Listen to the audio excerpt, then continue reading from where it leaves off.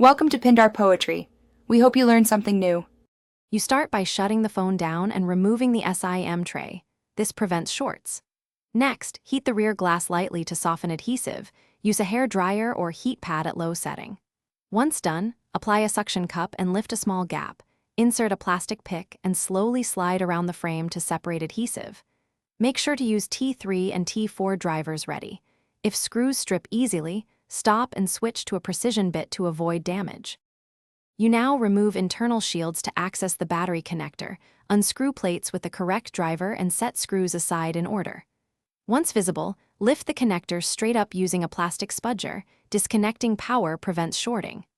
Then peel back the adhesive tabs. If tabs break, apply a little isopropyl heat to loosen glue. When prying the battery, work from the edge with a thin plastic card. Do not use metal picks. Because puncturing the cell risks fire, you place the replacement battery into the cavity, align the connector, and press it into the board until it clicks. Once connected, power on the phone to verify boot and battery recognition. If it starts, power down and reassemble. Replace metal shields and screws in their original order, then apply new adhesive or pre-cut tape and reseal the rear glass with even pressure. If it does not boot, make sure the connector is fully seated and the battery cable is not folded. Recheck those before resealing. Thanks for watching.